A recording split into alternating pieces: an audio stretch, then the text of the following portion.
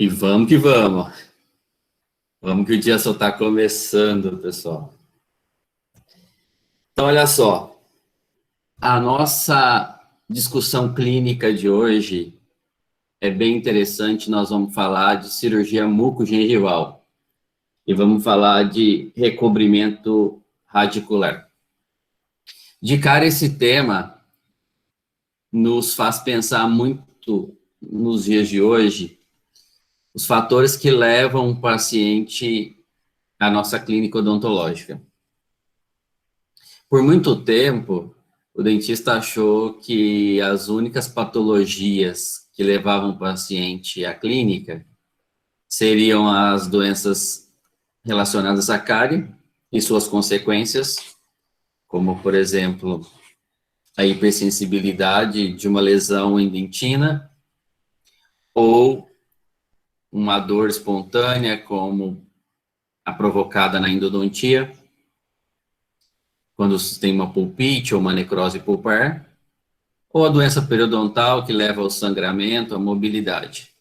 E a gente vem percebendo ao longo do tempo, e vocês vão perceber muito mais do que eu, uma nova categoria de pacientes que vão nos procurar no consultório, que são aqueles decorrentes de injúrias crônicas e não de injúrias por doenças infecciosas. Então, quando a gente fala da recessão gengival, nós não estamos falando de uma bactéria específica ou de uma doença classificada com agente etiológico, como nós vamos ver, de origem simplesmente bacteriana e viral, apesar de poder ter envolvimento em alguns casos, mas não é classicamente uma doença que você tem um controle usando antimicrobianos ou usando qualquer tipo de biomaterial de uma forma única. Então, quando a gente pensa neste processo de inflamação que leva à recessão, nós vamos ter um grande número de pacientes hoje que têm hipersensibilidade dentinária. Então, tá bem interessante. Foca aí nesse GD, acorda, pega o café com a Mirelle, mamãe passou o café, ou para quem ainda não passou o café, não tem problema, lava o rosto e vamos junto. Então, pessoal, quando a gente fala aí da recessão gengival, nós temos que pensar nesses fatores que levam à recessão e em como tratá-lo. Também como prever resultados para os nossos pacientes. E aí uma pergunta que já começa nessa manhã. Será que é possível prever o sucesso de um tratamento de recobrimento radicular? O que vocês acham? Abra o microfone aí ou vai no chat. Interage comigo além do bom dia. Vocês acham que é possível ter algum grau de previsibilidade do sucesso de um tratamento de recobrimento radicular? Vinícius está colocando aí 100% não. Então, Vinícius, eu te digo que depende. Depende do caso. Nós vamos aprender que, de acordo com a classificação e com as características dessa recessão, você tem um alto grau de previsibilidade. Então, quando a gente pega um RT1, o grau de previsibilidade, ele é muito próximo de 100%. Ele não é 100%, mas ele é muito próximo. Quando a gente pega um RT3, que é a nova classificação, nós vamos bem brevemente passar por isso, só para vocês relembrarem, já diminui substancialmente. Então, você tem um grande percentual de insucesso. Então, vejam bem, saber indicar um tratamento adequado para a recessão vem de encontro a saber diagnosticar. E saber que nós temos cirurgias, técnicas cirúrgicas indicadas para cada tipo de recessão.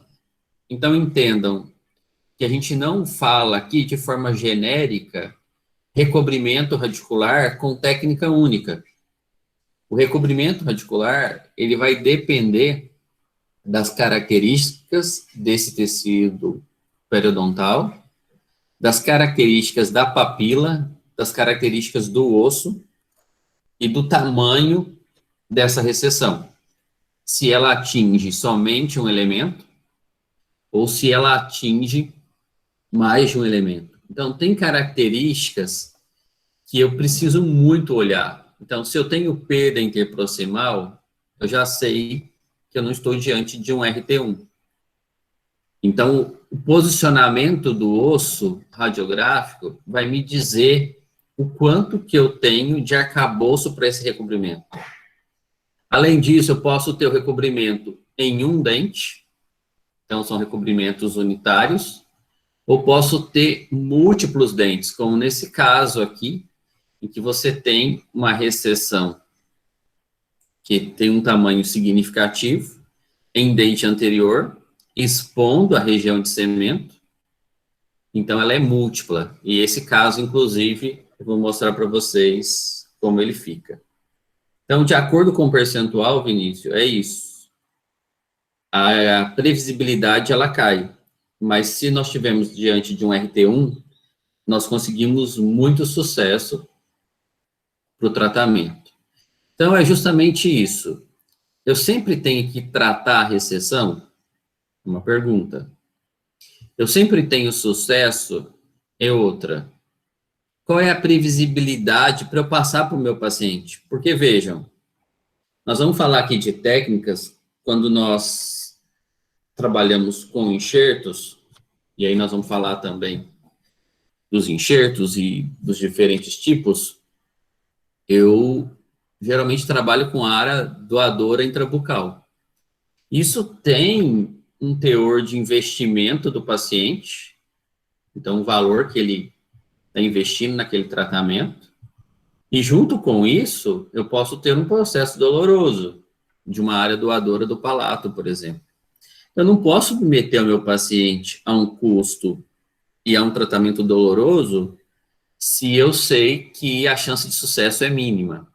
Mas, por outro lado, por que não devolver esse paciente às condições de sorrir novamente e de ter menos dor? Então, aqui nós estamos falando de estética, tá claro aqui, esses caninos. E vocês vejam, esse é um dos casos clínicos que nós vamos apresentar. Olha como está diferente a cor aqui nessa região. Por que vocês acham que está diferente? Alguém tem ideia? Por que nessa região aqui cervical você tem uma coloração diferente?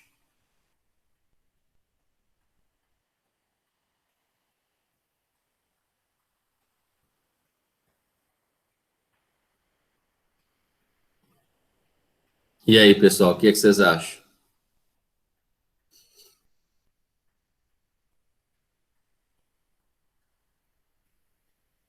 Alguém acha alguma coisa?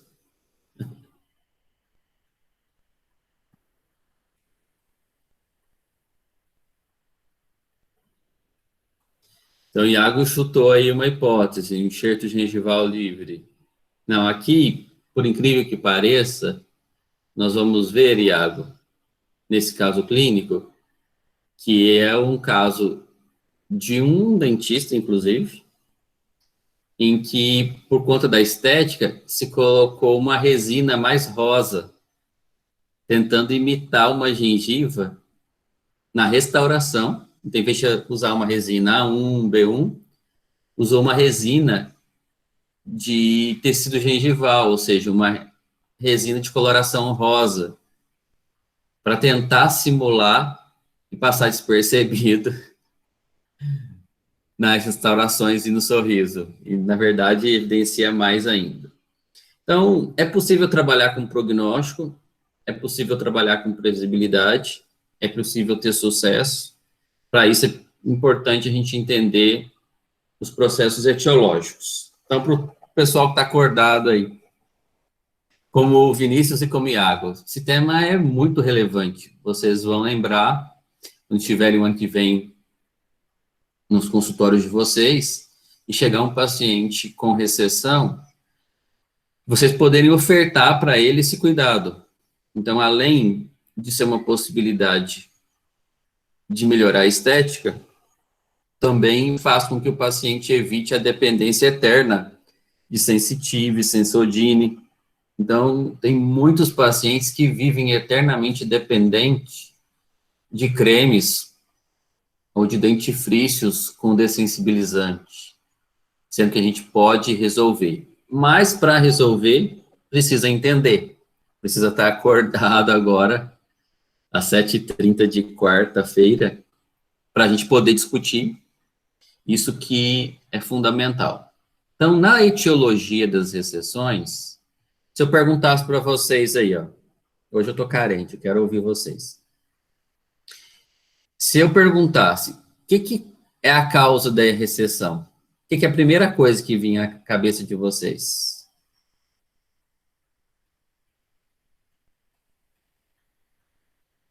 Pode usar o microfone também, não tem problema.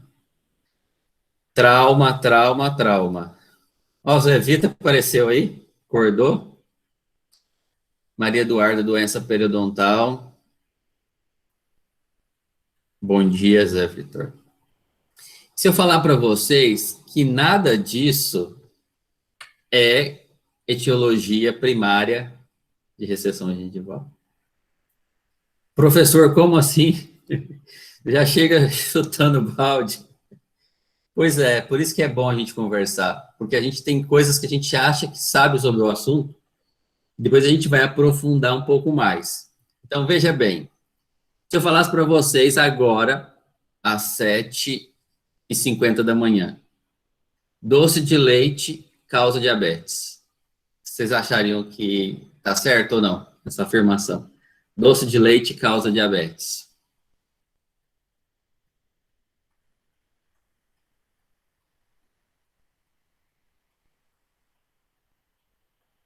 O que vocês acham dessa afirmação? Doce de leite causa diabetes.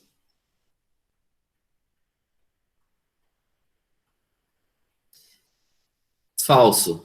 E o Iago disse, depende do paciente e depende da quantidade.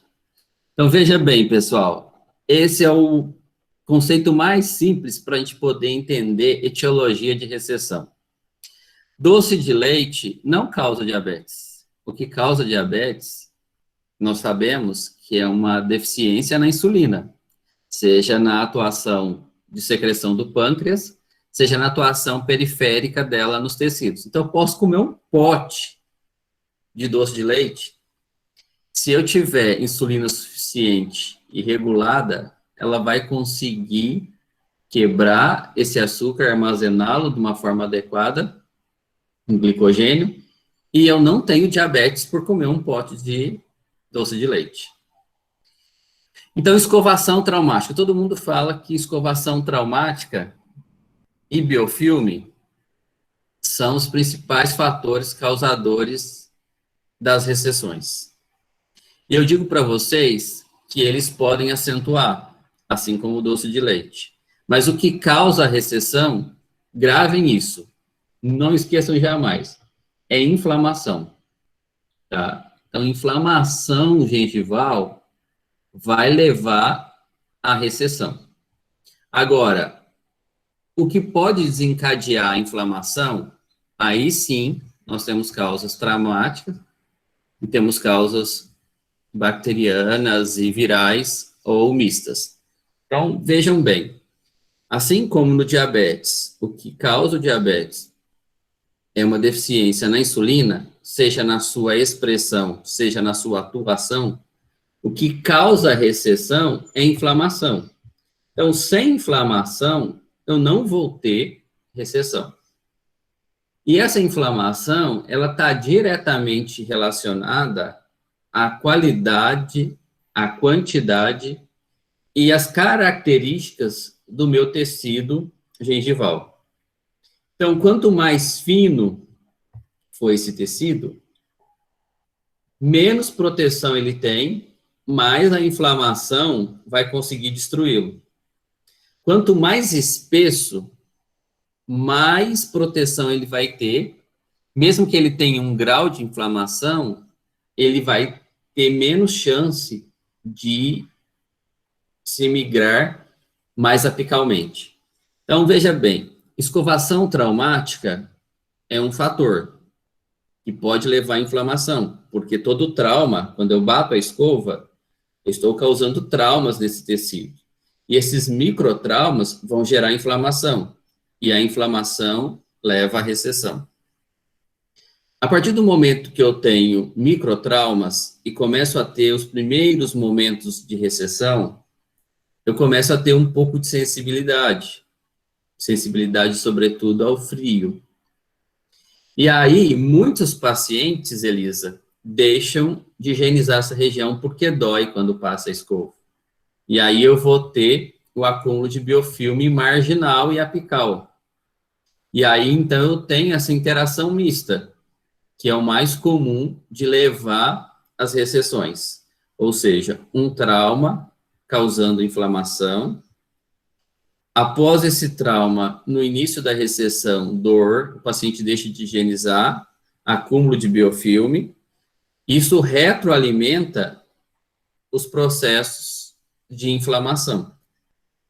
Então, as causas principais, como nós vimos, a principal etiologia, o que leva de fato a gengiva a migrar, é justamente o processo inflamatório. Então, eu tenho que evitar que eu tenha esse processo. E como é que eu evito isso? Eu evito isso com escovas macias. Então, quando a gente indica uma escova de cerdas macias, com múltiplas cerdas, de preferência que não seja de nylon, nós estamos não fazendo propaganda de uma marca específica. Qualquer escova que tenha multicerdas que sejam de microfibra, elas têm esse papel de evitar traumatismos. Pensa no joelho que todo dia você rala no asfalto. Então, você está produzindo ali constantemente processo inflamatório. E todos os mediadores da inflamação vão levar à destruição tecidual. Não é a inflamação que leva à perda do osso, lá na doença periodontal, não é a bactéria em si. São os produtos que ela libera, junto com a reação do organismo, que reabsorve tanto o osso como o tecido de suporte. E associado a esses fatores, a má higienização na margem gengival leva a um acúmulo de biofilme que retroalimenta esse processo de inflamação. Então, veja bem, esse esqueminha aqui está ótimo para a gente poder entender isso. Então, começo com um processo abrasivo, esse processo leva a uma ulceração, eu vou ter um processo de inflamação. Ao mesmo tempo que é placa, leva à formação da bolsa, perda de inserção, inflamação. E tudo isso converge para um quadro de recessão. E como é que eu identifico uma recessão? Para identificar que existe uma recessão, é muito fácil. É só eu observar aonde está a junção semente-esmalte.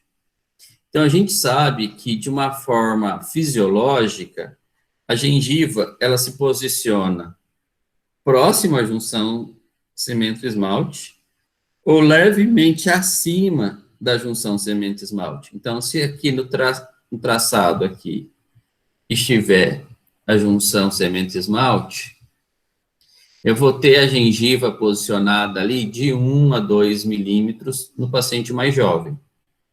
No paciente mais idoso, eu vou ter essa gengiva, muitas vezes, coincidindo com essa junção cimento-esmalte.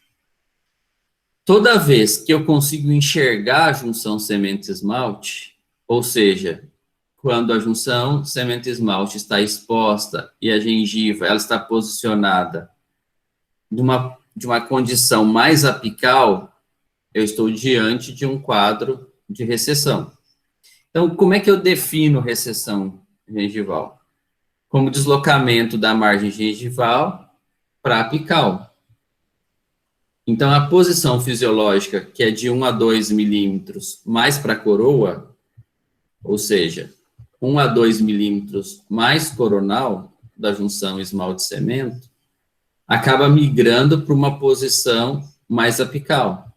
Uma posição aqui, em que a gengiva, a gente não pode dizer que a gengiva desceu, porque no caso superior, ela não desceu, ela subiu. Então, a gente fala que é uma migração mais apical em relação à sua posição fisiológica. É uma definição clássica. Então, para isso, é fundamental que eu identifique a junção esmalte-cemento, o cemento-esmalte.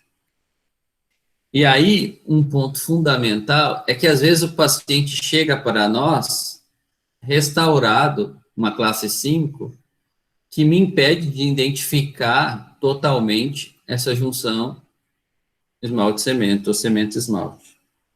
E por que eu preciso identificar isso? Nós vamos ver que tem técnicas cirúrgicas, sobretudo as técnicas do Kelly, que é importante eu medir exatamente o tamanho da minha recessão, porque é a partir dele que eu vou fazer a incisão. Então, vocês vão sair da aula hoje, assim, sabendo fazer o cálculo, pelo menos, da incisão, aonde que ela deve ocorrer, num caso de descolamento de retalho para enxerto. Então, veja bem, quando você tem restaurações que me impedem de precisar aonde está a união ou junção esmalte-cemento, ou cemento-esmalte, como é que eu posso fazer para identificar? Então, aqui vai uma dica.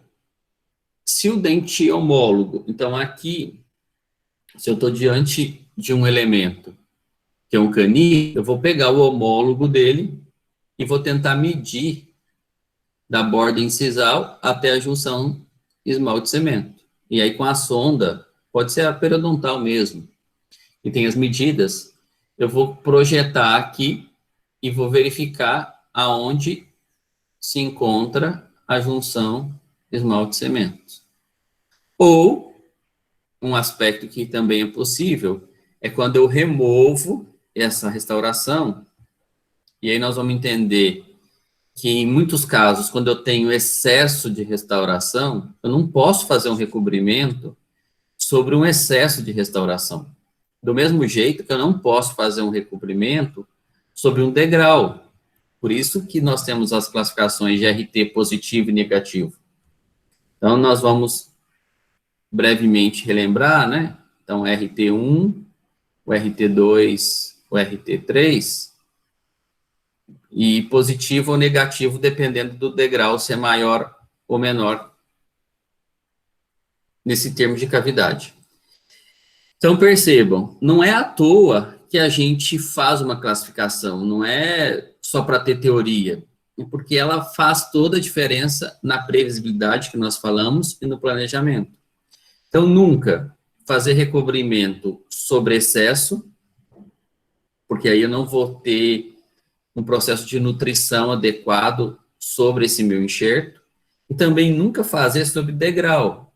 Então, indica-se nas classes 5, em que eu tenho lesões não cariosas, como a bifração e a atrição também, ou erosão, mais comum a bifração, que eu faça um processo restaurador adequado. Então, muito bem. Aqui nós identificamos, então, aonde está posicionado a junção cemento-esmalte, e aí eu vou pegar o ponto, que é a margem gengival, e vou fazer essa medida. Por que essa medida é importante? Porque ela vai determinar, sobretudo quando eu vou planejar, que técnica eu vou usar. Se eu vou usar tunelização, ou se eu vou usar descolamento de retalho, vai depender desse tamanho aqui. E também, se eu for usar retalho, como é que eu vou fazer a incisão desse retalho? Então, isso nós vamos aprender na aula de hoje, mas eu já vou adiantar um pouquinho para dar um gostinho de quero mais. Então, quando eu vou fazer a opção por não usar tunelização, vocês sabem o que é tunelização? Como é que é essa técnica? Primeira coisa, né? Vocês sabem o que é tunelização? Vocês aprenderam sobre essa técnica?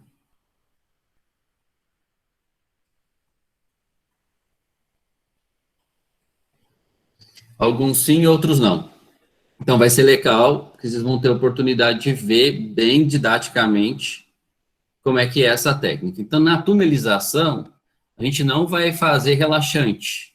Na tunelização, nós vamos criar um túnel nessa gengiva e inserir o tecido conjuntivo abaixo desse túnel. Vocês vão ver mais claramente isso. Agora, para fazer tunelização, para eu não fabricar aqui relaxantes, eu vou precisar ter uma dimensão de recessão menor. Ao mesmo tempo que quando eu vou fazer relaxantes, eu tenho que tomar cuidado para não deixar cicatrizes, porque não é uma cirurgia plástica, não é o meu objetivo deixar cicatrizes. E aí, o que, que eu tenho que olhar que vai me dar uma grande possibilidade de entender previsibilidade? É isso aqui, ó. Então, pessoal, foco aqui, ó. Toda vez que vocês pegarem um paciente que chega no consultório, seja reclamando da estética dos dentes que estão alongados, seja dizendo que isso aqui dói e não pode beber água gelada, que não pode tomar sorvete, ou seja, reclamando também de função, e vocês vão planejar um recobrimento radicular, uma cirurgia mucogengival, perceba aonde está a papila. Se a papila tiver íntegra, não tiver espaços aqui, black spaces, tua chance de sucesso é beira 100%. Vai depender da sua técnica cirúrgica, mas beira 100%. Porque você tem da onde vir nutrição para esse enxerto. Ao contrário, se eu tenho black space, ou seja, se eu não tenho essas papilas, eu tenho chance de rejeição, de não nutrição desse meu enxerto. Então, o grande sucesso do procedimento cirúrgico está aqui. Então, jamais esqueçam, sempre olhem a papila. E outro ponto fundamental é o zênite gengival. Então, quando eu não consigo determinar quanto que eu vou conseguir recobrir, eu tenho que verificar os dentes homólogos e vizinhos, os adjacentes, qual é a curvatura desse tecido gengival, essa parábola, para ver se aquela coroa não está extruída.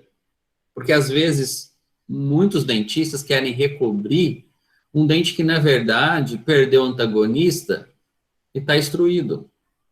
Então, veja bem, se eu quiser recobrir essa região, verificando o zênite e verificando a oclusão, eu percebo que está no mesmo nível. Agora, se eu quiser recobrir esse molar, olha a cúspide dele. Tem um excesso aqui. Então, o que acontece aqui é um processo de extrusão. Então, não dá para recobrir extrusão, porque quando o dente extrui, o osso, se essa extrusão, sobretudo, não é ortodôntica, controlada com força, então forças mais lentas, isso aconteceu espontaneamente porque eu perdi o antagonista, então não adianta recobrir isso aqui. Eu vou ter que procurar manter um nível ósseo. Então, lembre-se sempre, se você lembrar disso, já valeu a aula de hoje. O tecido gengival, ele se apoia sobre o periósteo, sobre o tecido ósseo. Gengiva é tapete de osso de uma forma grosseira. Se eu não tenho osso, não adianta eu colocar tapete. Eu colocar assoalho primeiro para depois colocar tapete. Então, é importantíssimo vocês lembrarem disso. Observem a papila e observem se o dente não está extruído. Um outro ponto para verificar o tamanho de coroa, isso que a gente usa bastante, e nós já conversamos sobre essa reguinha lá na gengivectomia, que é uma régua que é chamada de régua de Schuh, e essa régua, ela me dá justamente as proporções áureas. Então, na dimensão mesodistal, cérvico-incisal, aonde que devo posicionar? Então, se aqui está posicionando o vermelho, o tecido gengival tem que posicionar aqui no vermelho, porque senão a coroa está curta. E, ao mesmo tempo, podemos medir se a coroa está alongada. Então, para entender previsibilidade, eu disse foco na papila. Olhando aqui papila, nós vamos perceber black space. Se nós vamos perceber black space, nós já estamos dizendo um quadro que eu tenho perda de inserção interproximal. Então, na classificação, RT1 é quando eu não tenho perda interproximal. Esses casos a gente consegue muito próximo de 100%. A gente nunca pode garantir 100%, porque tem variações, mas é bem próximo de conseguir quando eu não tenho perda de inserção interproximal. O RT2 já é um quadro intermediário, quando eu tenho perda de inserção interproximal, mas essa perda, ela é menor que a vestibular. Então, veja bem, aqui, ó, eu consigo enxergar a junção cemento-esmalte na proximal, mas essa profundidade, ela é menor que essa. Aqui da mesma forma. Essa perda de inserção interproximal, ela é menor que essa perda na vestibular. Então, é um quadro que eu tenho uma área de recobrimento que eu tenho da onde vir nutrição. Olha aqui, ó, a nutrição consegue chegar por esses locais. E eu tenho crista óssea, porque eu não tenho tanta perda interproximal. Já a R3, já não compensa a gente fazer recobrimento, porque vai causar dor no paciente e o resultado de previsibilidade cai bastante para menos de 50%. Toda vez que um procedimento tem menos chance de dar certo, menos eu devo indicá-lo, porque o paciente depois pode se chatear, porque ele investiu um recurso, porque ele fez uma cirurgia dolorosa e não teve aquele resultado prometido. E aí nós podemos também verificar se tem degrau ou não. Então, quando eu tenho um degrau maior que 0,5 milímetros, eu tenho um RT positivo, seja 1, 2 ou 3. E quando eu não tenho degrau, então ausência de degrau, eu vou ter um RT negativo, sempre nessa medida de 0,5 milímetros. Então, aqui, ó, um caso com grande possibilidade de sucesso. Percebam, foco na papila, papila presente. Então, tem onde vir nutrição quando eu vou realizar o meu enxerto. Além disso, a junção esmalte-cemento na proximal, eu não consigo vê-la. Eu consigo ver a junção esmalte-cemento na vestibular, mas não consigo visualizá-la na proximal. Então, guardou? RT1, muito próximo de 100%, não é 100%, mas muito próximo. Previsibilidade boa, tem onde vir nutrição para esse meu tecido. Então, eu tenho um grau de previsibilidade maior. RT2, consigo ver black space, ou seja, a perda interproximal. Se essa perda interproximal ela é menor que essa perda na vestibular, perda de inserção, lembre-se, como é que eu calculo perda de inserção? É a soma da recessão, que é medida de um ponto aqui colocado na junção esmalte-cemento até a margem gengival. Isso aqui é a medida da recessão. E além da medida da recessão, eu tenho que fazer a profundidade de sondagem para somar. Então, essas duas somatórias me dão o que a gente já aprendeu aí numa aula anterior, que é a perda de inserção. E quando nós estamos falando aí de RT2, então aqui nós falamos de RT1, vamos entender um pouquinho do RT3. Então, o RT3, ele vai ter uma perda de inserção interproximal, que é maior que a perda na vestibular. Então, é um ponto aí fundamental para a gente poder entender. Então, olha só, percebam que a perda interproximal aqui, ela é maior que essa perda no vestibular. Então, vejam bem, se eu colocar um enxerto, por menor que pareça essa recessão, da onde vai vir a nutrição? Não tenho aqui como nutrir.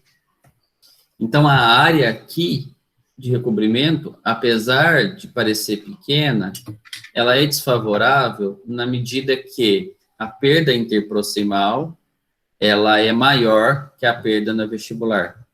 Então, é fundamental entender isso. Antes, nós classificávamos isso pela classificação de Miller, né? 1, 2, 3 e 4. Mas com a nova classificação da doença periodontal, ficou muito mais simples entender RT1, 2 e 3, positivo ou negativo. Positivo quando tem degrau maior que 0,5 milímetros. Negativo quando não tem esse degrau. Então, Vinícius, de você resumo... pode repetir a RT2 para mim, por favor? Sim. A RT2, eu vou ter o quê? Perda de inserção interproximal. Na RT1 não tem. Na RT2 eu tenho perda de inserção. Mas essa perda é menor, veja bem, que a perda na vestibular. Então, aqui, ó, se eu comparar esse tamanho, ele cabe aqui dentro. Então, tem de onde vir nutrição, ó, para esse meu enxerto. Então, na RT2, a perda de inserção interproximal, ela é menor que a perda de inserção na vestibular. A RT3, não. A perda de inserção interproximal, olha aqui o tamanho. Ela é maior, ó, que a perda de inserção na vestibular. Então, da onde vem a nutrição aqui? Olha a diferença. Daqui tem onde vir nutrição para esse meu enxerto. Daqui não tem onde vir nutrição. Ó. Então, deu para entender? Ficou claro, Elisa? Deu certinho, obrigada, viu? Ótimo. Esse quadro, percebam, pessoal, eu tenho procurado disponibilizar para vocês todas essas apresentações. Depois vocês podem rever com calma. Elas estão lá no AVA. Então, eu preparo com muito carinho essas aulas para que vocês possam depois consultar esse material. Então, ficou fácil de entender esse quadrinho agora. Se vocês tinham dificuldade para guardar, agora visualmente ficou fácil. Tipo 1, não tem perda de inserção interproximal. Tipo 2, tem perda de inserção, mas ela é menor que a vestibular. A perda na proximal é menor que a vestibular. Então, tem como vir nutrição. Tipo 3, não adianta fazer cirurgia de recobrimento, porque a perda interproximal é maior que a perda da inserção vestibular. Então, não tem como vir nutrição. Com relação ao degrau, positivo, quando eu tenho degrau maior que 0,5. E negativo, quando eu não tenho esse degrau. E aí, agora que nós já fizemos o diagnóstico, já sabemos que RT1 tem maior previsibilidade, vem a escolha da técnica. Então, vejam bem, isso aqui, ó, é um ponto que faz a gente refletir, como o Iago colocou lá no começo. Um grande fator que pode levar à inflamação e predisposição às recessões e também às condições de abfração é um vilão aqui, que pode ser um amigo, mas pode ser um grande vilão. Chama-se ortodontia. Então, quem quer seguir por essa área tem que ter muito cuidado e muita atenção sobre movimentações dentárias. Porque percebam, não é só colocar um bracket. Eu posso causar muito dano na minha movimentação ortodôntica. Não é só no torque, na força que eu estou dizendo. É no tipo de movimentação. Então, se eu vestibularizo um dente que já tem uma tábua óssea fina. Então, no exame tomográfico, eu consigo dimensionar o quanto que eu tenho de tábua óssea na vestibular. Se a tábua óssea é muito fina, eu também consigo, sem tomografia, ter uma ideia disso. Não é a mais precisa delas, mas é alguma ideia. Quando eu enxergo por sondagem a transparência da sonda, lembra quando eu insiro a sonda e consigo enxergá-la por transparência, eu estou diante de um fenótipo fino? Nós conversamos sobre isso. Olha como vai fazendo sentido tudo que nós vamos discutindo nos GD. Então, a chance de, na movimentação ortodôntica, eu causar recessão é muito grande, porque eu já tenho um fenótipo fino. E quando eu vestibularizo esse dente, eu estou, na movimentação ortodôntica, percebam, pessoal, eu tenho reabsorção e neoformação óssea, mas eu sempre tenho reabsorção. Então, se eu vestibularizo um dente no apinhamento, por exemplo, para deixá-lo alinhado, eu posso estar causando ali no osso deiscências e fenestrações. Gengiva é tapete de osso. Se eu tenho fenestração, se eu tenho deiscência sobretudo, essa gengiva vai migrar apicalmente. E aí não é só pela força da escovação. Por isso, tirem da cabeça esse mito que é só a escova. Viu uma recessão? Ah, você está escovando forte.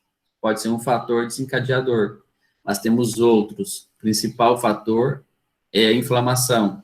E a inflamação num tecido mais susceptível, que é um fenótipo fino.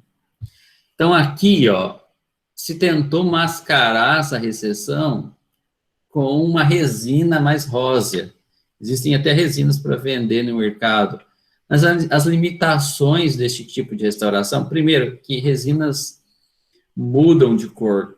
Segundo, o fluido crevicular aqui torna as restaurações classe 5 muito críticas em resina. E outro ponto fundamental também é que um condicionamento ácido ou um preparo sobre esse tecido leva à exposição de túbulos dentinários. Então, mesmo restaurado, alguns pacientes continuam sentindo hipersensibilidade.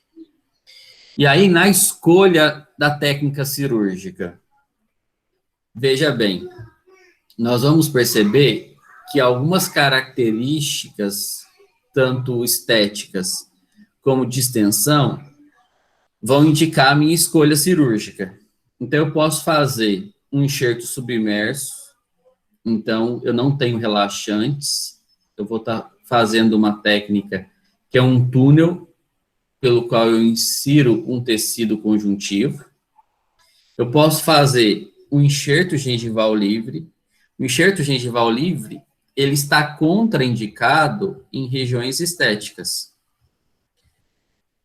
Por quê?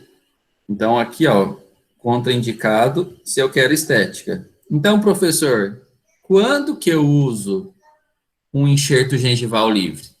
Então, enxerto gengival livre, primeiro, para quem não sabe, ou para quem vai recordar, é aquele enxerto retirado do palato, que vem junto conjuntivo e epitélio. Olha como a coloração aqui é diferente, esbranquiçada.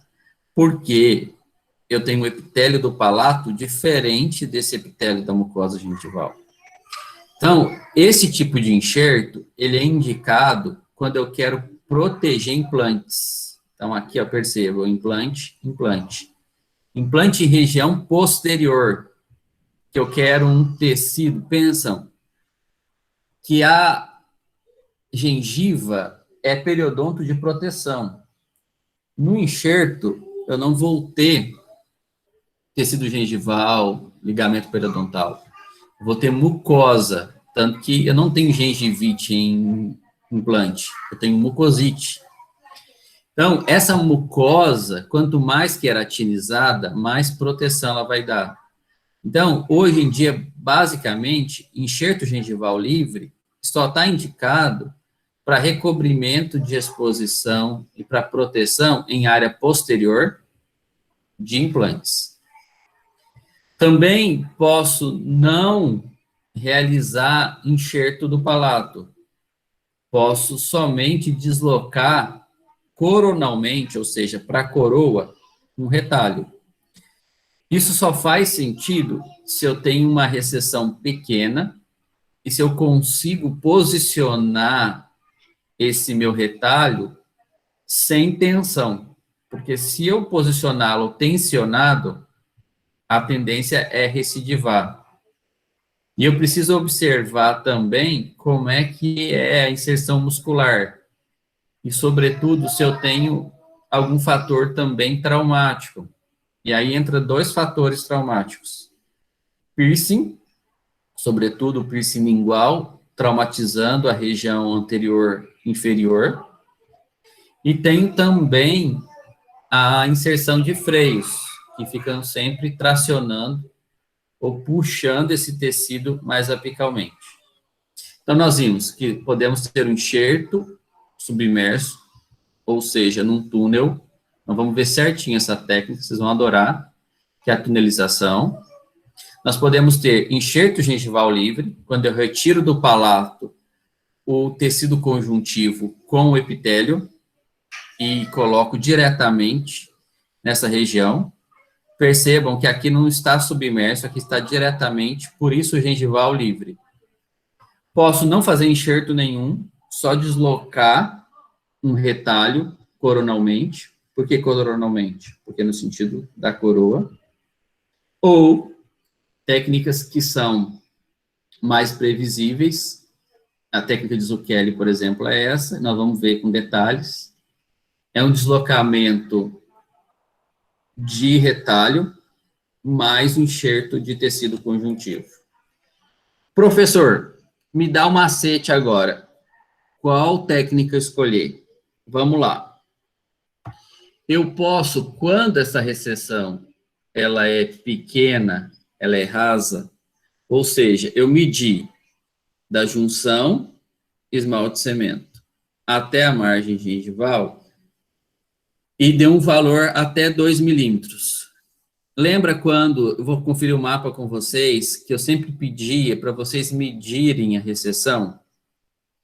E aí vocês ficavam, não, mas por que eu vou medir isso, né? Às vezes não faz sentido algumas coisas. Mas agora a gente começa a entender o porquê. Se essa recessão é rasa, olha só, eu tenho papila, então é RT1. Não tenho degrau, então aqui, se eu não tenho degrau, eu estou diante aqui de um quadro que é negativo. Então, é um RT1. Um RT1 negativo. Então, nesse quadro, eu tenho alta previsibilidade. E, além disso, essa medida é de 2 milímetros de recessão. Nesse caso, eu não preciso fazer relaxantes. Nesses casos de pequenas recessões, eu posso criar um túnel e inserir o tecido conjuntivo por dentro sem relaxante. Agora, quando eu tenho recessões moderadas ou profundas, então aqui, nesses casos, eu vou ter que fazer relaxantes. Nós vamos entender como é que são essas relaxantes. E aí, então, fazer o deslocamento e a inserção desse tecido conjuntivo. E quando eu tenho maior que 5 milímetros, percebam que essa profundidade não determina se é RT1, RT2 ou RT3. Essa profundidade, ela está relacionada à extensão. Então, aqui, ó, eu tenho perda de inserção interproximal, então não estou falando de RT1. Essa perda é menor, a interproximal é menor que a vestibular. Então, estou falando de um RT2. Então, dá para eu tentar técnica cirúrgica. Aqui, no caso, eu tenho degrau. Então, degrau positivo. Quando eu tenho degrau, eu tenho que fazer uma restauração para permitir um leito apropriado para receber o enxerto. E aí, vem a dúvida, né? Como que eu vou tirar um tecido do palato sem lesionar a artéria palatina maior, causar uma hemorragia? É possível? É. Não precisa ter medo. Não precisa ter medo, desde que eu tenha conhecimento de anatomia. Então, alguns conhecimentos de anatomia básico para nos ajudar. Basicamente, nós vamos perceber que a artéria palatina, ela está muito rente ao periósteo do palato.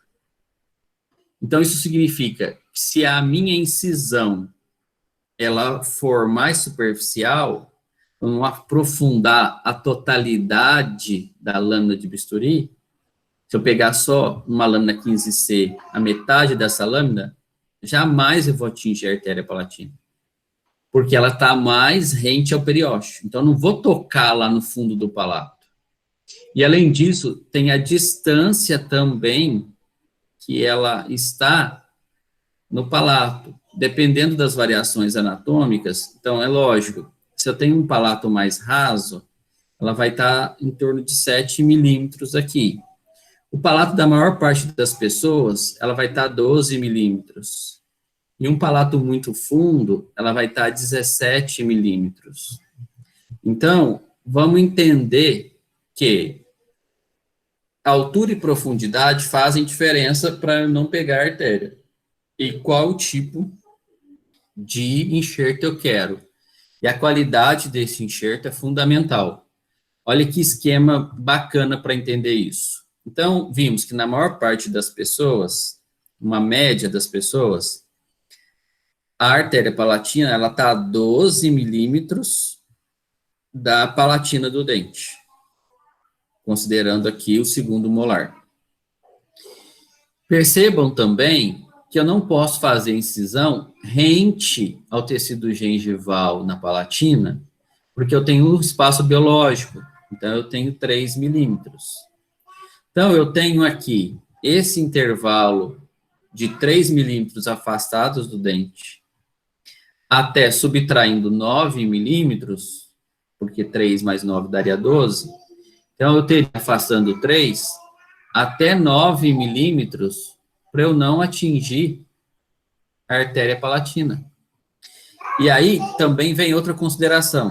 Se eu pego esse tecido mais aqui próximo ao canino, eu vou ter um enxerto muito gorduroso, que não é legal. O ideal é que eu tenha um enxerto mais rico em colágeno, mais colaginoso.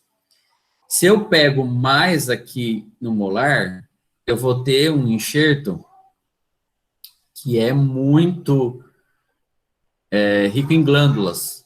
Também não é interessante. Aqui na altura do primeiro molar, eu também tenho uma tuberosidade. Essa tuberosidade faz com que eu tenha menor quantidade de tecido conjuntivo. Então, o ideal é a gente pegar aqui nas regiões de pré-molares até a região de primeiro molar, sem avançar muito. As técnicas para retirar isso. Existem diversas técnicas, já usei várias delas, depende muito da habilidade. Então, eu posso abrir um alçapão lá no palato, ou abrir um envelope e retiro o epitélio, levantando como abrindo uma carta, abrindo esse envelope, e a parte de baixo eu retiro o tecido conjuntivo. Qual que é a vantagem dessa técnica do envelope ou do L? É que o pós-operatório, ele é muito melhor, porque eu mantive o epitélio, então eu não vou causar uma úlcera. Lembrem que úlcera é o tecido conjuntivo exposto. Então, se eu faço o enxerto gengival livre e retiro tecido conjuntivo com epitélio, ficou aquela área cirúrgica doadora lá no palato, que não tem nenhum recobrimento. Se eu quero só o tecido conjuntivo, eu tenho diferentes técnicas, e aí, como professor, tem que falar para vocês as diferentes técnicas, vantagens e desvantagens, e o quanto que vocês têm destreza para fazer isso. Isso é um procedimento que precisa muita destreza manual. É uma cirurgia plástica mesmo, e o risco de dano é grande. Então, é difícil fazê-lo na graduação. Já tem alguns alunos que fizeram comigo essa técnica, TCC inclusive, mas é uma técnica que precisa ter uma certa habilidade. Então, quais são as possibilidades, professor? Eu posso fazer incisão no palato, vir com uma broca sobre alta rotação e passar essa broca diamantada tirando o epitélio lá no palato ainda. Eu desepitelizo essa região, depois só retiro o conjuntivo. É uma técnica. Outra técnica, eu retiro todo o bloco de enxerto e na mesa cirúrgica eu separo o epitélio, tiro o epitélio. Porque o epitélio, nós vamos ver no leito, que eu não posso recobrir sobre o epitélio, porque senão eu vou ter restos epiteliais, e a gente sabe que tecido epitelial é um tecido sem nutrição, sua nutrição vem do conjuntivo. E quando eu retiro só o conjuntivo e deixo o epitélio no palato, eu posso suturar e mantenho o palato protegido. Geralmente as técnicas que eu faço na faculdade são essas, de abrir o envelope, mantenho o epitélio, retiro o conjuntivo e depois suturamos o palato. Pessoal, com relação a essa área doadora e essas técnicas, alguma dúvida com relação a isso?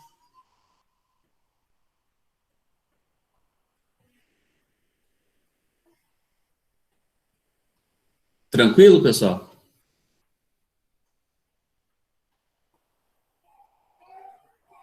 Ótimo. Então, vamos entender os casos clínicos agora, já que a parte conceitual todo mundo conseguiu rever, ou quem não reviu, aprendeu, vamos agora passar para as técnicas. Então, nós vamos trabalhar nesse GD com duas técnicas. Técnica de tunelização e técnica de Zucchelli com rebatimento de retalho. Então, vejam bem, aqui, ó, nós temos presença de uma recessão. Percebam que eu tenho papila, então eu estou falando aqui de um RT1 de alta previsibilidade. Quando eu tenho uma perda de até 2 milímetros, eu não preciso fazer relaxante. Então, aqui com o tunelizador, então eu preciso de um instrumento que seja o mais delicado possível. Não dá para fazer isso com espátula 7, porque é muito grosseira. E aí eu tenho grande chance de dilacerar esse tecido. Então, no tunelizador, ele permite que eu vá criando um caminho. Olha, veja bem aqui. Esse caminho está permitindo que eu tenha um espaço, um túnel, por onde esse tecido conjuntivo do enxerto vai ser inserido.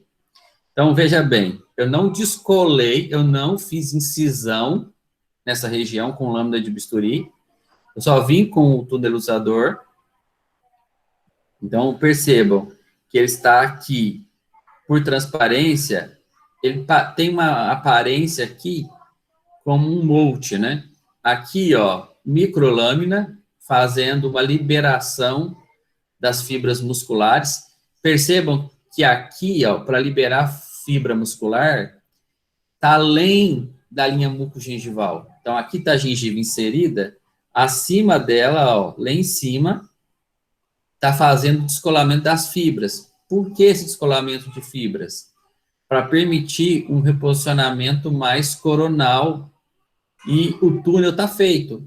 Então, eu consigo transpassar a sonda sem romper as papilas e sem a necessidade de relaxante. Então, essa é basicamente a técnica. Aqui é um enxerto. Perceba que ele tem bastante gordura. Então, não é o melhor dos enxertos, mas nós inserimos dentro desse túnel esse conjuntivo e a gente faz aí a sutura. Então, vamos acompanhar aqui. Nós vimos o vídeo, agora acompanhando o caso. Aquele que eu mostrei para vocês, do nosso amiguinho, aparelho ortodôntico, aqui está com um aparelho de contenção. O paciente sorria, 2 incômodos para ela. Esse dente alongado, hipersensibilidade nessa região. Percebam que do lado do seu lado esquerdo, ela não tem, do lado esquerdo, recessões. As recessões estão presentes mais do lado direito. E essa paciente é destra. Então, o paciente destro, ele tende a escovar com mais força o seu lado antagônico.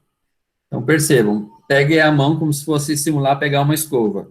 Coloque a escova na sua região contrária. Você vai ver que você consegue ter mais força na região antagônica. Então, se você é destro, na região esquerda, seria a região que você escovaria com mais força. Aqui é o contrário. Então, a região que está com a recessão não é a região que ela escovaria com mais força. Então, o que causou isso aqui foi a movimentação ortodôntica. Percebam que a gente consegue verificar papilas em posição, ok? Então, nós estamos diante de um RT1, alta previsibilidade, e aqui essas recessões pequenas. Recessões menores que 2 milímetros. Dá para usar túnel? Daria para usar túnel. Né? Então, vamos lá. Pegar no palato o enxerto, inserir esse enxerto dentro dessa região, após o descolamento, suturas estabilizando. É muito importante a estabilização desse enxerto. Se esse enxerto ficar aparecendo na cavidade oral, ou se ele ficar movimentando, nessa técnica do túnel, ele contamina. Ele vai fazer uma infecção, e além disso, esse enxerto vai não ter a nutrição adequada e vai ter rejeição. Agora, uma pergunta. Quanto tempo eu tiro essa sutura? Alguém arrisca aí? Quanto tempo tirar essa sutura?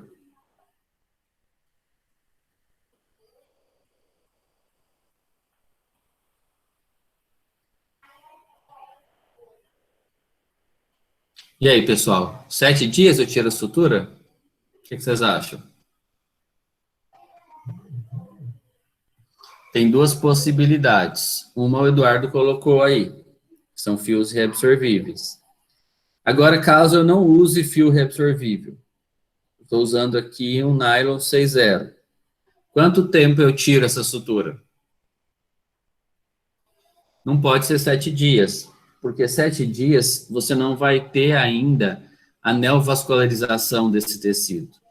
Então, no mínimo, 14 dias. Tem gente que erra muito, faz todo o enxerto, mas quer tirar a sutura com 7 dias. Então, não vai dar certo. Então, vejam aqui, esse caso, olha só.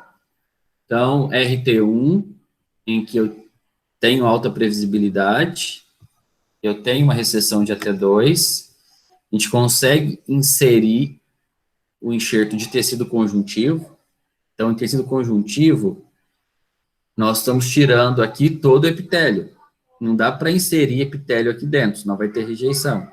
Ali, o enxerto só tinha tecido conjuntivo, e aí a gente consegue um recobrimento, diminui a hipersensibilidade do paciente. Um outro caso, então nós vimos ali um caso de dentes homólogos, canino e premolar, que é muito comum na movimentação ortodôntica, e aqui nós já temos um caso múltiplo. Então percebam, traçando aqui a junção esmalte-cemento, então, ó, vai vendo toda a teoria sendo aplicada. Eu tracei aqui a junção esmalte-cemento, verifiquei onde está a margem gengival, medi, menor que 2 milímetros, né? Então, 1 milímetro, 1 milímetro, 2 milímetros, 2 milímetros. 2 milímetros, dá para não fazer relaxante? Dá. Então, vamos lá, sem usar bisturi para fazer incisão, mantendo a papila, a gente cria um túnel. Criando esse túnel, veja bem, aqui é uma remoção longa de enxerto gengival. Aqui é um enxerto gengival com epitélio, aqui foi usada a técnica de remover o epitélio na mesa cirúrgica. E aí, então, se remove o epitélio, fica esse tecido. E olha que interessante, esse enxerto de tecido conjuntivo, ele é esbranquiçado. Então, é um enxerto muito bom, porque ele não tem aquele que nós mostramos no vídeo, ele tinha gordura, né? Ele é o mais de canino ali. Aqui é um enxerto mais para posterior. Então, percebam, é um enxerto altamente colaginoso. Ele não tem gordura. E aí nós vamos inserindo, e aí precisa de instrumental adequado, né? Instrumental delicado para isso, para não dilacerar. Nesse túnel que nós criamos, nós vamos inserindo esse tecido conjuntivo. Olha a altura que nós ganhamos, né? É como se tivesse uma roupa e você fazendo um enchimento aí, né? Então, você estufa aqui em espessura e aqui a sutura utilizada é de reabsorvível, né? E aí você consegue, veja bem, a sutura posicionada, estabilizando bastante. Então, estabilização é o segredo desse tipo de cirurgia. E aí você consegue um ganho, dá para perceber aí um ganho. Muito bem. Isso nós percebemos com o túnel. Agora, vamos falar quando a gente tem que rebater retalho. Então, quando a gente tem que rebater retalho, algumas coisas nós temos que pensar. Então, aqui, ó, mostrando para nós a remoção de tecido numa técnica de envelope, em que a gente mediu, está inserindo ali o seu tecido conjuntivo, você faz um preparo prévio da região e posiciona mais coronalmente o seu retalho. Então, o que significa ETC mais RPC? Enxerto de tecido conjuntivo mais reposição coronal. Então, aqui, nós medimos o tamanho, então aqui é nos incisivos. Então, uma técnica que a gente pega um papel, vai medir o tamanho, faz o envelope, retirou só conjuntivo, porque depois sutura esse palato. Vem aqui com o enxerto só de conjuntivo, posiciona esse enxerto. A técnica, nós fizemos relaxantes, nós vamos entender melhor, bem melhor, na sequência de caso clínico, como é que a gente faz essas relaxantes. Um preparo prévio das superfícies, e aí a gente consegue fazer o enxerto. Então, alguns pontos para a gente poder trabalhar nesse sentido. Por que a gente não pode fazer tunelização com mais de 2 milímetros? A gente não pode, Giovana, justamente porque o que acontece? Eu preciso de uma nutrição adequada e eu preciso de um recobrimento. Quando eu tenho mais que 2 milímetros, eu tenho que ter vascularização maior. Nós vamos entender isso agora, no descolamento do retalho. Quando vocês entenderem a cirurgia do retalho e como é que nós preparamos as papilas, fica fácil entender por que eu preciso de nutrição maior quando eu tenho mais de 2 milímetros. Então, veja bem, alguns macetezinhos que a gente vai aprendendo para fazer recobrimento radicular. Eu nunca devo reposicionar o retalho na margem da junção esmalte-cemento, porque sempre após a cirurgia, eu tenho um pouco de retração. Então, quem tem pouco, tem mais chance de ter dificuldades na vida. Quem tem mais, quem tem uma poupança, passa pelos momentos de crise melhor. Então, vamos fazer uma poupança de gengiva. Se a junção esmalte-cemento está aqui, vamos posicionar o retalho 2 milímetros além dela. Então, há estudos que mostram para a gente que no retalho posicionado coronalmente, sem tensão, o segredo também não adianta puxar, tracionando, né, como se fosse um cabo de guerra aí na corda, porque não é aí o segredo. O retalho tem que vir sem tensão e 2 milímetros mais coronal, ou seja, 2 milímetros mais para a coroa da junção esmalte-cemento. Então, olha aquele casinho que abrimos a aula com ele. Resina rosa, para tentar disfarçar aquele dente mais alongado. Então, aqui, mostrando, ó, né, uma resina com excesso, uma resina que com o tempo muda de cor. Então, como é que a gente faz isso? Percebam que aqui, Giovana, tem mais de 2 milímetros, mas eu tenho papila. Então, eu estou diante aqui de um RT1. Quando eu vou fazer o preparo, eu vou ter que fazer incisões. Então, olha aqui, eu vou pegar o meu dente índice, no caso aqui o meu dente índice, observando, ele é um canino. Eu vou verificar essa medida. Então, aqui, essa medida, ela deu 4 milímetros. Eu vou medir daqui a aqui 4 milímetros, somar com mais 1 milímetro. Então, aqui os 4 milímetros, mais 1 milímetro, e a partir desse ponto, eu vou fazer a minha incisão. Eu vou preservar a papila. E as outras incisões vão acompanhar esse paralelismo. Então, essas incisões eu vou medir. Então, aqui deu 4 mais 1, 5 milímetros. Meço aqui, 4 mais 1, 5 milímetros, para cá. E do outro lado da mesma forma, só que as incisões vão ser convergentes no dente índice.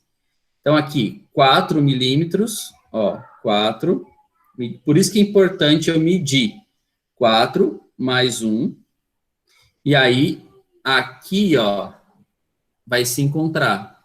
E aí, olha, enquanto aqui está indo para a direita, aqui está convergindo, ó, do outro lado, 4 mais 1.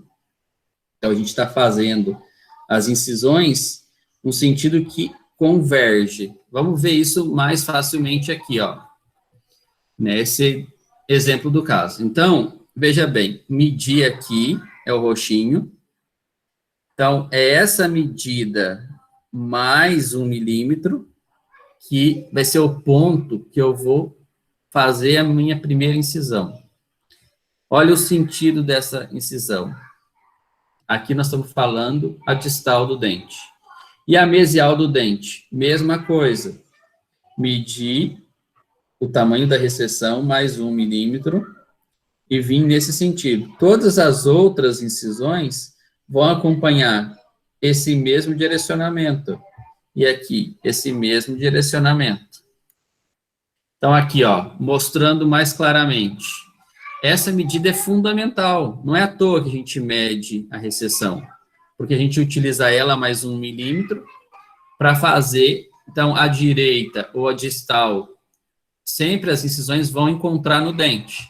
Então, aqui, ó, nesse mesmo sentido, e aqui, convergindo, todas para mesial seguindo o mesmo paralelismo. Todas a distal seguindo o mesmo paralelismo. Então, aqui mostrando o desenho, ó. Naquele caso, retiramos a resina.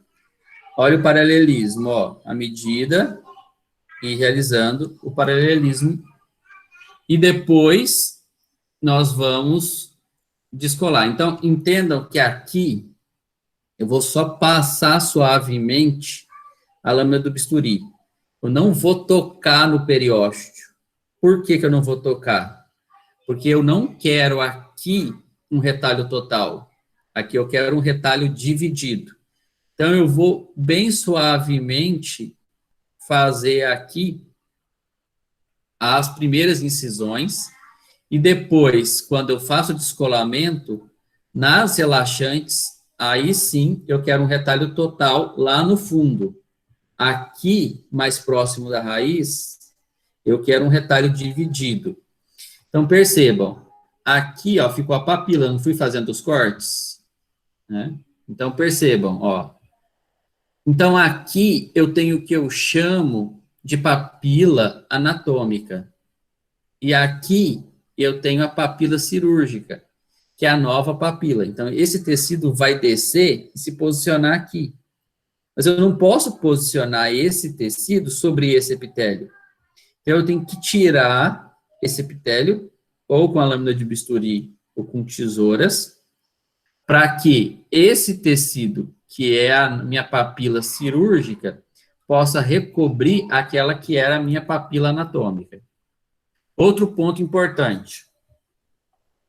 Há algumas técnicas que preconizam o condicionamento dessa região radicular que vai receber o enxerto. Eu posso usar o Endogain, posso usar o EDTA 24% por 2 minutos, lembrando que eu nunca devo aplicar aqui nessa região mais apical, eu devo aplicar nessa região mais cervical. Porque aqui eu tenho células mesenquimais que vão ser importantíssimas do ligamento periodontal. Então, eu não devo nem fazer raspagem e alisamento nessa região mais apical. E tem que evitar também, numa região que eu vou fazer enxerto, fazer raspagem supragengival. O ideal é que a descontaminação se dê no próprio ato cirúrgico, com curetas em que eu tenho campo aberto, e que eu não pegue essa região mais apical. Alguns macetezinhos que a gente precisa respeitar. Depois disso, aqui está o enxerto, nós vamos estar posicionando esse enxerto nessa região que foi preparada. E aí, percebam, aqui, ó, é a condição inicial, a condição em 25 dias. Parece que ainda não está legal, mas esse tecido, ele vai se reposicionando. Percebam aqui, ó, que ainda temos os fios reabsorvíveis, né? E a gente consegue, com um acompanhamento maior, olha só, como melhorou aquela recessão que era grande. Então, compare, olha, quando a gente tem aqui esse tipo de recessão maior, mas que nós temos papila. Então, aqui temos um RT1, não dá para usar túnel, porque percebam, da onde vem uma nutrição tão grande. Se eu faço túnel, Giovana, aqui em cima vai estar o tecido, mas eu preciso recobrir isso tudo. Então, com essa técnica de Zucchelli, eu vou trazer essa mucosa para cá. Então, é um enxerto em que eu tenho tecido conjuntivo associado a um reposicionamento mais coronal do retalho. Certo, Giovana? Entendido aí nesse sentido?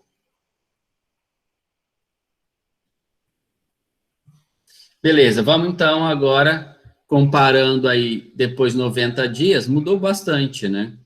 E aí, percebam que a cicatrização é mínima, né? Você vai perceber aí uma melhora significativa. O último casinho agora, mostrando para vocês, também técnica preconizada de Zucchelli, em que eu tenho, percebam que os dentes mais afetados são caninos e pré-molares. Oi. Deixa eu te fazer uma pergunta. Quando faz a cirurgia, e aí você não, tipo assim, você ainda consegue notar que tá a recessão, é porque deu errado, ou pode ser que ao longo do prazo, tipo assim, ao longo dos dias, que cubra mesmo a recessão? Então, veja bem, como nós mostramos naquela imagem daquele artigo, vou voltar aqui rapidamente, isso aqui, ó.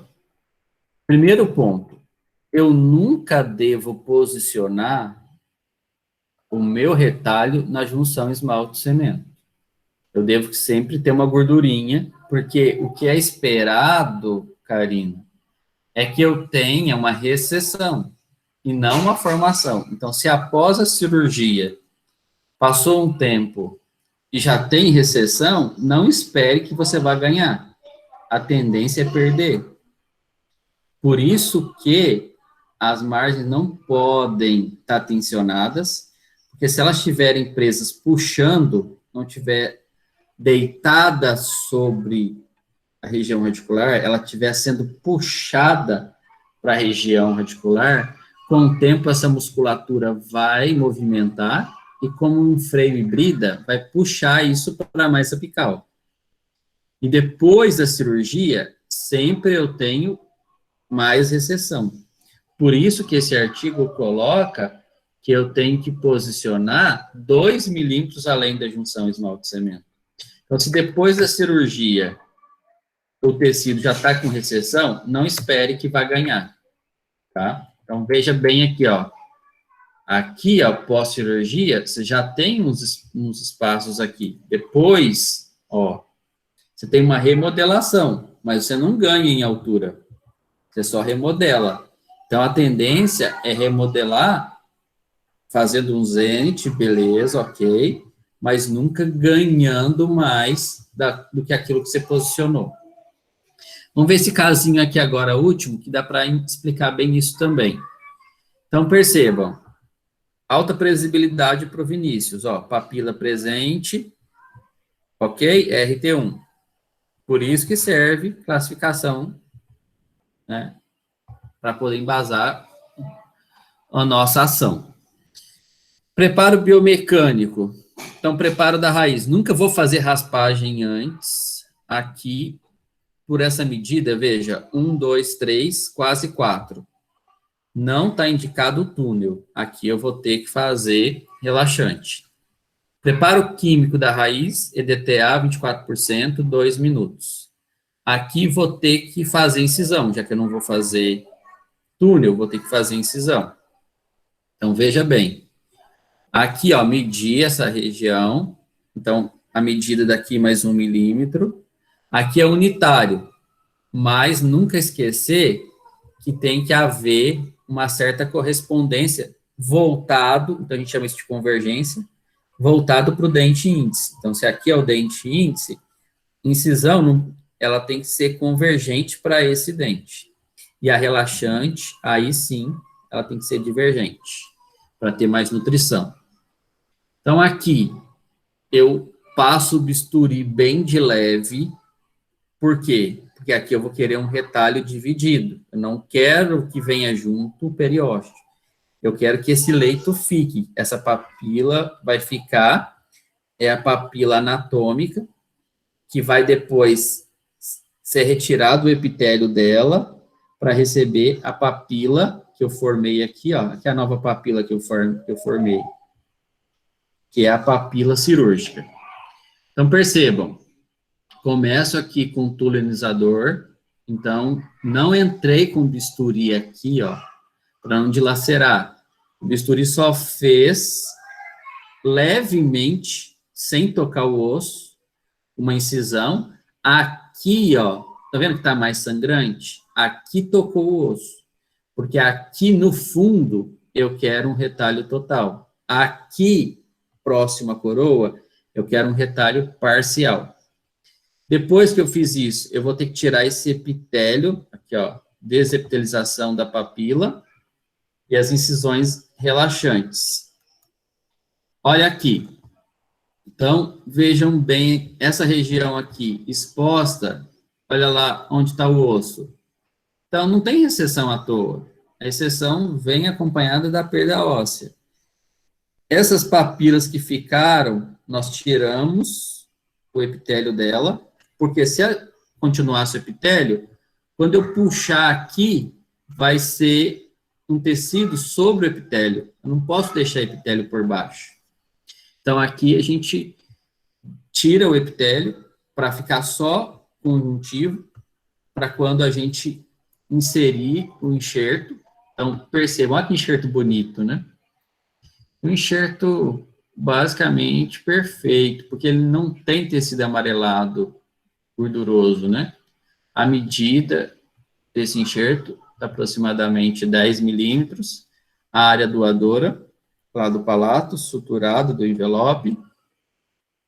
E aí, aqui tirou-se o epitélio, posicionou o enxerto conjuntivo. Então, aqui, enxerto de tecido conjuntivo, muito colaginoso, com muito colágeno, pouca gordura. E aí, agora, eu vou reposicionar mais coronalmente o meu retalho. Então, aqui as suturas realizadas, suturas reabsorvíveis, fio mais fino possível. 5 zeros. Então, sempre posicionando mais coronalmente o meu retalho, né? Flap Advance Coron. Então, veja bem, não é um retalho posicionado puxando. Então, aqui a minha papila cirúrgica, a nova papila que advém do retalho. Aqui, 15 dias, ainda presente o fio reabsorvível. O ideal seria usar isso, fio reabsorvível. Aqui, 30 dias depois. Aqui, 24 meses depois. Então, percebam, né? Há aí um novo contorno do tecido gengival. Para quem quiser saber mais, eu sou britânico aí no comprimento do horário, né? Mas quero que vocês não tenham só aula comigo, que vocês possam estudar. Então, aqui tem esse livro, Periodontia Laboratorial e Clínica. Esse livro está lá na biblioteca virtual nossa, na minha biblioteca. E aí, com esse QR Code, vocês conseguem ter o acesso também. Essa apresentação vai estar lá disponível também no AVA. E aí, a gente, com isso, encerra. Bacana, né? Espero que vocês tenham gostado dessas apresentações de cirurgias mucogengivais. Então, estudem, porque aquilo que você é quando ninguém está te olhando é o seu caráter, quando ninguém está vigiando. Pessoal, vamos fazer, então, aí a chamada. Enquanto isso, vocês me dão um retorno. Tranquilo? O que vocês acharam? Deu para tirar dúvidas com relação a isso?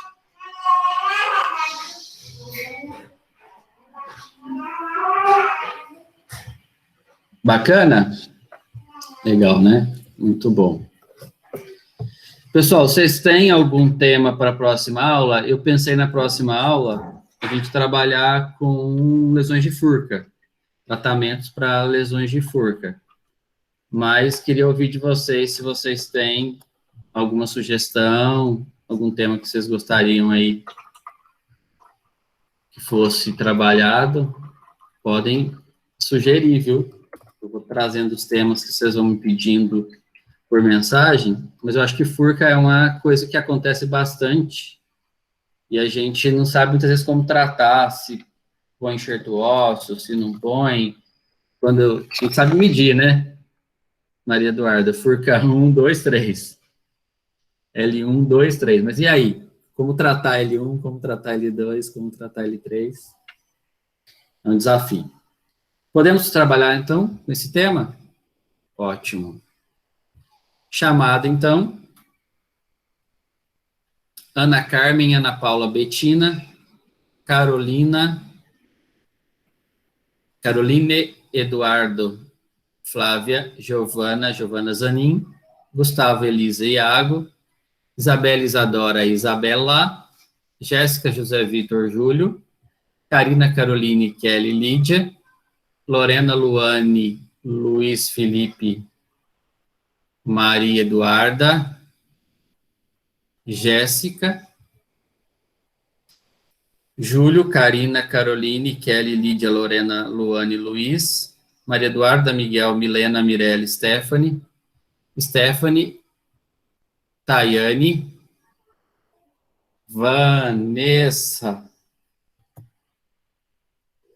Pessoal, valeu. Aula encerrada pontualmente, 9h07. Bacana estar com vocês. Semana que vem a gente se encontra nas nossas lesões de furca. Abração para vocês. Até mais.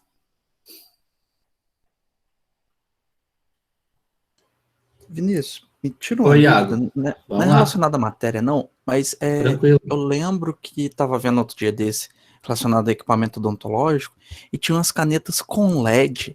Essa LED não corre o risco de ser danificada quando for fazer a autoclave? Não, Iago, essas LEDs, elas têm uma função bem interessante, que é a iluminação do preparo. Então, elas permitem uma visualização, quando você está realizando o procedimento, que é como se fosse uma iluminação interna. Tem muita gente que usa fotóforo também, mas o LED na própria caneta ajuda bastante nesse aspecto de iluminação. Esse LED, ele é próprio para sofrer processo de esterilização.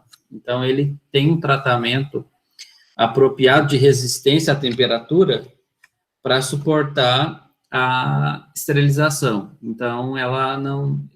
Você viu a da Dabi ou a da Cavo? Da Dentflex. Dentflex, também já vi dela. Só não sei se ela é push button. Ela era push button também? Sim, Esse é era um- push button. Então, beleza. Eu acho que é uma das novas que lançaram. Sim, eu não acho me que eu engano. vi no congresso sobre ela, no congresso de janeiro. Então, ela é boa sim, viu, Iago? E essa questão de ser submetida à esterilização, ela já é testada. Hoje não tem lançamento mais de caneta que não é autoclavável, né? Um dos requisitos para registro dos equipamentos dentro do Inmetro, equipamentos odontológicos, é ser submetido a processo de teste de temperatura, ou seja, que não tem nenhuma deformação, nenhum prejuízo às propriedades dela, inclusive o do LED. Entendi. Obrigado, Vinícius. Beleza, tchau, tchau.